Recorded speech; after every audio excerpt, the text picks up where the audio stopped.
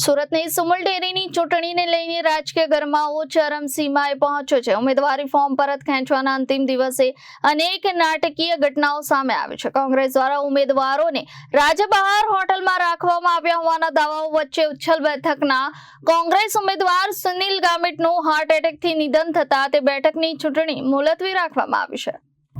સુરતની સુમુલ ડેરીની ચૂંટણીમાં ઉમેદવારી ફોર્મ પરત ખેંચવાના અંતિમ દિવસે રાજકીય હલચલ તેજ બની હતી। કોંગ્રેસના પ્રદેશ મહામંત્રી દર્શન નાયક પોતાના સમર્થકો અને પશુપાલકો સાથે ચૂંટણી અધિકારીની કચેરી પહોંચ્યા હતા, જ્યાં તેઓ અંતિમ ઉમેદવારોની યાદી મેળવવા પહોંચ્યા હતા।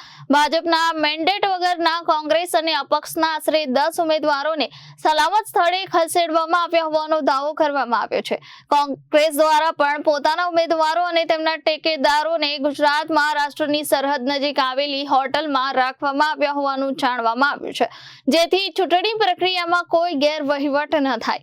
આ દરમિયાન ઉચ્છલ બેઠકના કોંગ્રેસ ઉમેદવાર સુનિલ ગામિતને ફોર્મ પરત ખેંચવાના અંતિમ દિવસે હાર્ટ એટેક આવતા તેમનું નિધન થયું હતું। તેમના નિધનને કારણે ઉચ્છલ બેઠકની ચૂંટણી મુલતવી રાખવામાં આવી છે। સુમુલ ડેરીની કુલ 16 બેઠકોમાંથી 6 બેઠકો બિનહરીફ જાહેર થઈ ચૂકી છે। અંદાજે 12,000 કરોડ રૂપિયાના વહીવટ ધરાવતી સુમુલ ડેરીની ચૂંટણીને લઈને ભારે રાજકીય ખેંચતાણ જોવા મળી રહી છે।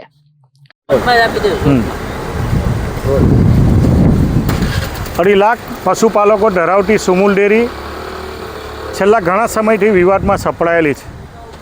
તત્કાલીન પ્રમુખશ્રી 1,000 કરોડની ફરિયાદ માનનીય પ્રધાનમંત્રી અને માનનીય મુખ્યમંત્રીને કર્યા પછી જે રીતેની તપાસ થવી જોઈએ, તપાસ કલમ 86 પ્રમાણે કર્યા પછી જે ભ્રષ્ટાચારી બોર્ડ હતી 2015થી 20ની, એને દૂર કરવાને બદલે પગલાં લેવાને બદલે હાલની ચૂંટણીમાં એવા જ ભ્રષ્ટાચારી લોકોને મેન્ડેટ આપીને આ ભારતીય જનતા પાર્ટી સુમુલ ડેરીનો 12,000 કરોડનો વહીવટ જે પશુપાલકોના હિત માટે, સહકારી સંસ્થાના મૂલ્યો જાળવવા માટે અને આવનારા દિવસોમાં સહકારી ભાવના જળવાય એના માટેની ચૂંટણી કરવાને બદલે મેન્ડેટ આપીને આવા લોકોને ભ્રષ્ટાચાર કરવાનો મોકળું મેદાન આપ્યું। એની સામે સ્થાનિક કક્ષાએ જે પશુપાલકો છે, સહકારી સંસ્થાને વળેલા લોકો છે, એમણે તાલુકા વાઇઝ જે ઉમેદવારી કરી છે એ ઉમેદવારોને કોંગ્રેસ પક્ષ વતી અમે બધા સહકાર આપીને આવનારા દિવસોમાં જે લડત લડવી પડે એના માટે અમે તૈયારી કરી હતી અને એના અનુસંધાનમાં 10 જેટલા ઉમેદવારોને અમે અલગ અલગ જગ્યાએ,